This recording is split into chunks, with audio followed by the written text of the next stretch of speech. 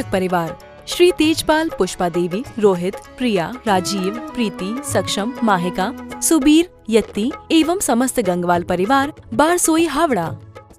एक भक्ति के परमाणु में इतनी ताकत होती है कि तुम कितने भी ताले के अंदर कर दो, उस सब ताले अपने आप टूट जाते हैं। भक्ति का परमाणु कहाँ तक पहुँचता है आपको मालूम? आपको बतलाऊं भक्ति का परमाणु। आचार्य कुंद कुंद स्वामी ने भरत चेत से नमस्कार किया। क्या किया? आचार्य कुंद कुंद स्वामी ने भरत चेत से नमस्कार किया और सिमंदर स्वामी के पास पहुंच गया विदेश क्षेत्र में। शिवंदर स्वामी विदेश क्षेत्र में उनके चरणों में वहां पर नमस्कार पहुंचता है। ये भक्ति का परमाणु। अरे भक्ति का परमाणु तो इतना बड़ा होता है, यहां से हम नमस्कार करते तो 7 राजू पहुंच जाया करता है सिद्धालय में। कहां पर? सिद्धालय में पहुंच जाता है मेरी पुकार। अगर हम भक्ति की पुकार ही यहां से नमन करते हैं और यहां पर और वहां पर सिद्धालय में सिद्धों की वंदना हो जाती है। इतना अद्भुत प्रभाव होता है। ये भक्ति सबसे बड़ी इसलिए चिकित्सा कही गई है। लोग रेकी की बात करते, इससे बड़ी रेकी क्या हो सकती है? आप भक्ति करो, आपकी भक्ति की तरंगे तत्काल उस व्यक्ति के पास पहुंच जाएंगी।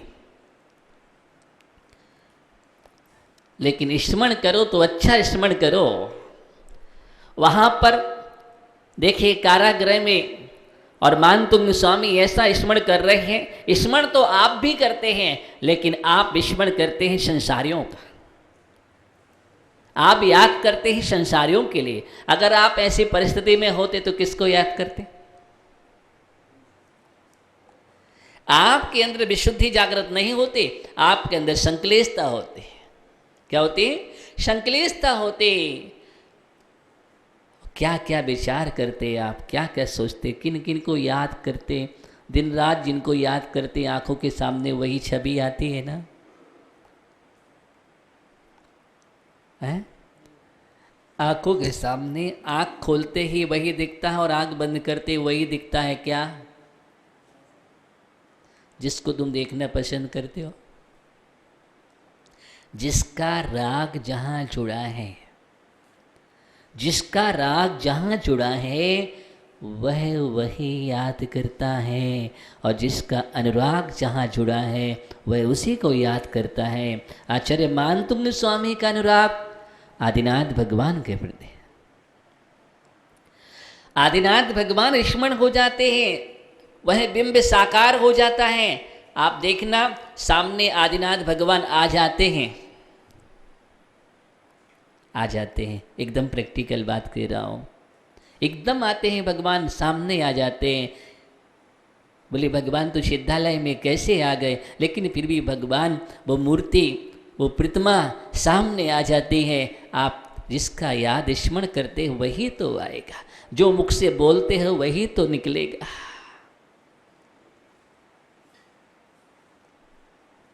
आपको याद आता है, आपका परिवार आता है, आपका मित्र आता है। अच्छा, आपके लिए जो जितना प्रेम जिससे करते हो ना वो आ जाता है। आँख बंद करते ही कौन आता है? बोलो बोलो। भगवान आते हैं क्या? झूठ नहीं बोलना। अगर भगवान आ रहे हैं तो तुम भक्त हो और भक्ति तुम्हारी सही है छोटू भैया।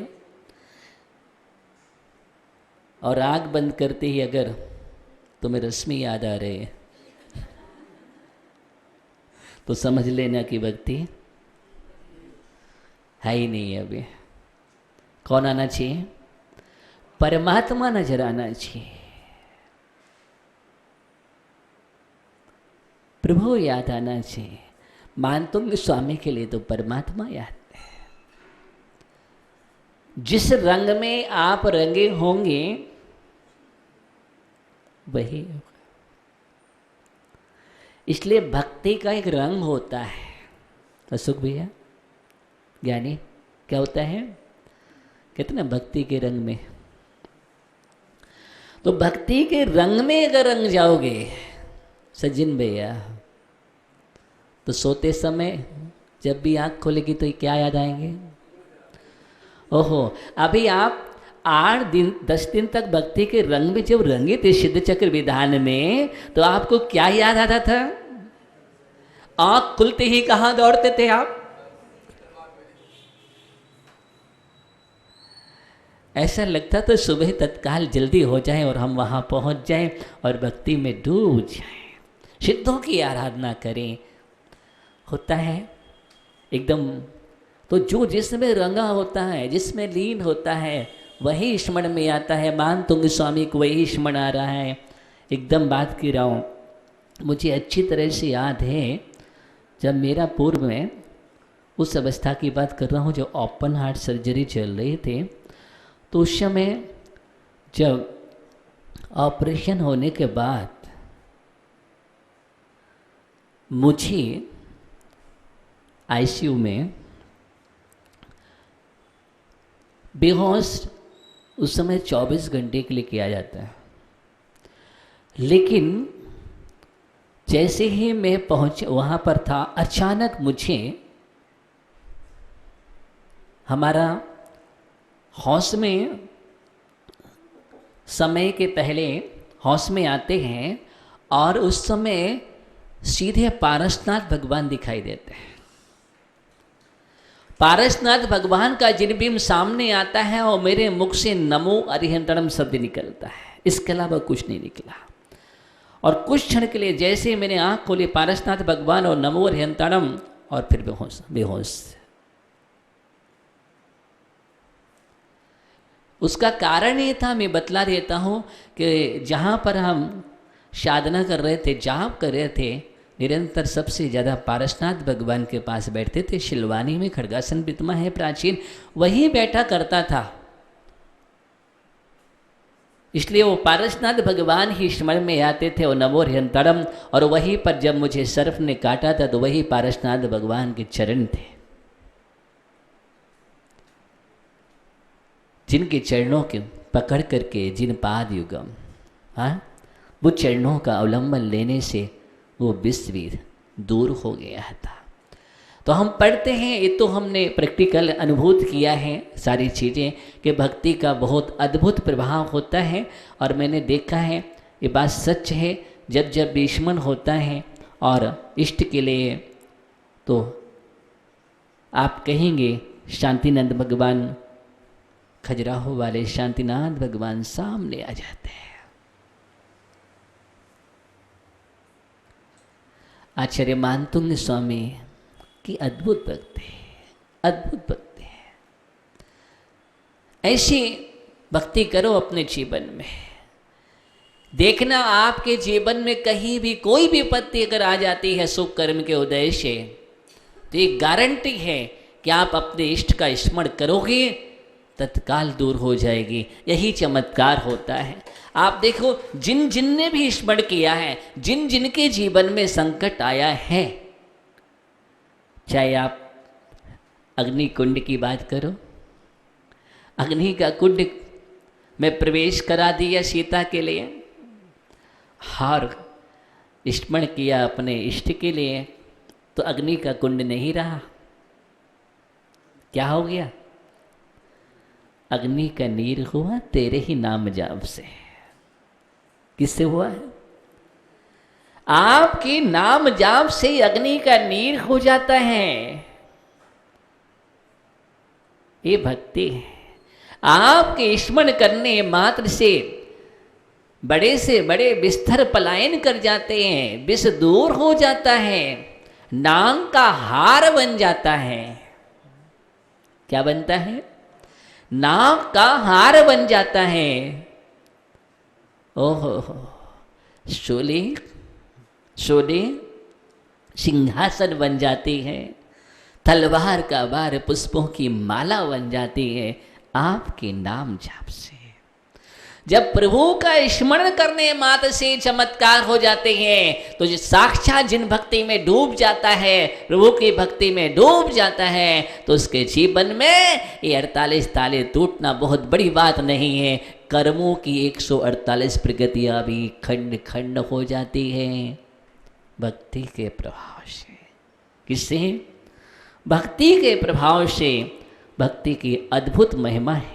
ज्ञानी हम पढ़ रहे हैं आचार्य मानतुंग स्वामी के लिए, अल्पर श्रुतम श्रुतवताम परिहासता में। क्या ऐसा ज्ञानी मिलेगा? एक एक काम रास्ते चले जा रहे हैं, फिर भी कह रहे हैं कि मैं अल्पसुत वाला हूं, मंद बुद्धि वाला हूं। कैसा हूं?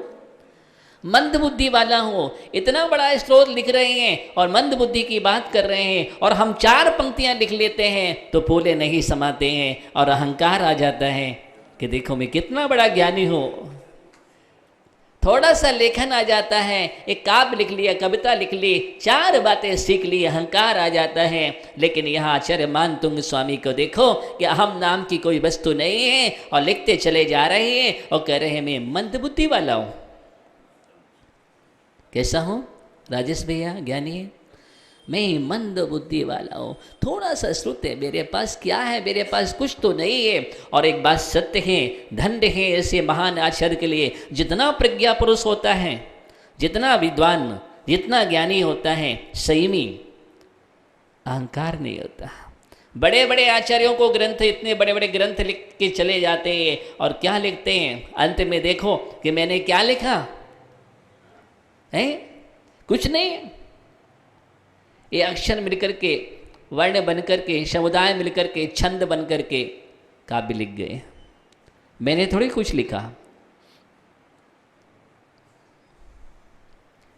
ओहो, अक्षरों का मेल हो गया, वर्ण बन गया, छंद बन गया, रचना हो गई। मैंने क्या किया? कौन कह रहे हैं?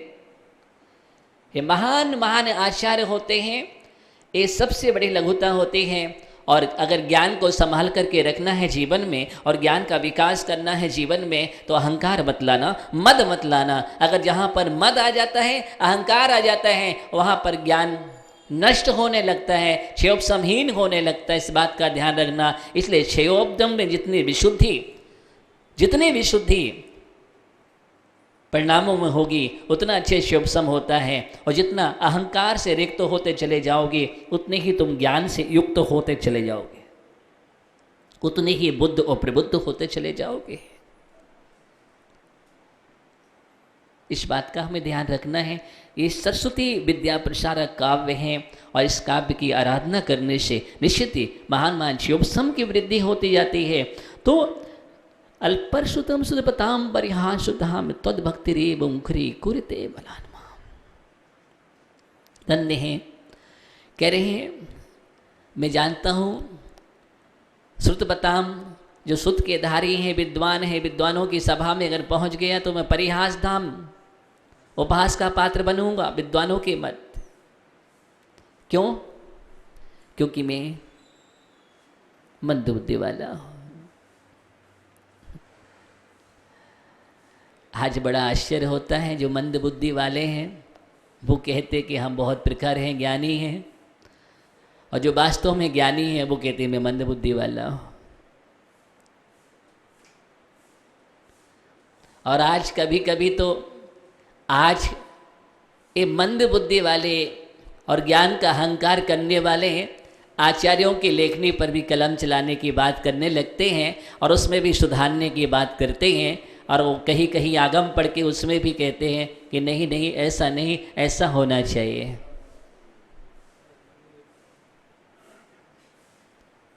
ऐसा नहीं, ऐसा होना चाहिए। इतने बड़े बड़े आचार्य, कुंद स्वामी जैसे महान महान आचार्य हुए, कलिकाल सर्वज्ञ जैसे, जिन्हें कहा गया है सिद्धांत षटखंडागम ग्रंथ पर जैसे महान टीका लिखने वाले, धबला नाम की महान टीका जिन्होंने लिखी, एक नहीं 16 पुस्तकें लिखी हैं। कसाय पहाड़ ग्रंथ पर जय धबला नाम की महान टीकाएं लिखी हैं।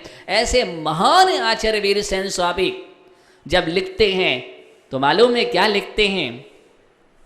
अगर उनके लिए 2 प्रमाण मिलते हैं तो दोनों प्रमाण को उन्होंने धबला जी में उद्धृत कर दिया। दोनों प्रमाण, क्योंकि आचार्यों की लेखनी है। और महान महान आचार्यों ने ऐसा कहा है, आप कहते नहीं ये गलत है, ये सही है। वहाँ पर गलत सही का निर्णय नहीं किया। उभय वाक्य प्रमाणम की बात आती है, दोनों वाक्य प्रमाण हैं हमारे लिए, क्योंकि आचार्यों के वाक्य हैं। और ये बात सही कि दो में से एक सही होगा, लेकिन हम अपनी बुद्धि से निर्णय नहीं कर सकते हैं। हमें क्या अधिकार है अपनी बुद्धि से निर्णय करने का, क्योंकि हम केवल ज्ञानी नहीं हैं। अगर इस विषय में पूछना है तो उन्होंने लिखा गौतमो पूछ, केवली पूछ। गौतम स्वामी से पूछो या केवली भगवान से पूछो, वही निर्णय करेंगे। लेकिन दोनों ही वाक्य प्रमाणित थे। कौन लिख रहे हैं? आचार्य वीर सेन स्वामी। और हम तत्काल उठाते और गलत कर देते हैं। हाँ, इस बात का हमें बहुत ध्यान रखने की ज़रूरत है। इसलिए नहीं आगम को समझो, और नहीं समझ में आ रहा है तो ये समझो कि हमारी बुद्धि हीन है, हमारी प्रज्ञा अच्छी नहीं है, जो आज उसको नहीं पकड़ पा रहे हैं। इतना क्षयोपसम कहाँ है कि हम कुंद कुंज जैसे महान आचार्यों के ग्रंथों को प्रयास करते हैं, हमेशा प्रयास करते हैं कि माँ जिनवाणी मेरे अंदर आ जाए। प्रयत्न करो, प्रयास करो भक्ति पूर्वक, लेकिन अहंकार नहीं। कहाँ उतना बड़ा क्षयोपसम हीमान काल है, हम देख रहे हैं घटता हुआ है, सब कुछ हीन हो रहा है। केवली थे, फिर शुद्ध केवली, फिर अंग के ज्ञाता, अंगांश के ज्ञाता, धीरे धीरे क्षीण होते होते आज कितना है हमारे पास और कितने ज्ञानी हैं। ये क्षयोपसम हीन हो रहा है। इसलिए उस समय का क्षयोपसम और आज का क्षयोपसम बहुत बड़ा अंतर है। इसलिए हमें श्रद्धा को मजबूत करना चाहिए। सुमंत भैया, किसको? अपनी श्रद्धा को मजबूत करना चाहिए, आस्था और निष्ठा को मजबूत करना चाहिए कि धन्य है महान सुधारी, उनको प्रतिदिन वंदन करो, नमस्कार करो और ग्रंथ को पढ़ो, उनकी लेखनी को पढ़ो और खूब पढ़ो, भरपूर पढ़ो, विनय के साथ पढ़ो। क्या करो? विनय के साथ अध्ययन करो। विनय के साथ अध्ययन करते हैं तो धीरे धीरे अज्ञानता दूर हो जाते हैं। पुण्यार्चक परिवार श्री तेजपाल, पुष्पा देवी, रोहित, प्रिया, राजीव, प्रीति, सक्षम, माहिका, सुबीर, यत्ती एवं समस्त गंगवाल परिवार, बारसोई, हावड़ा।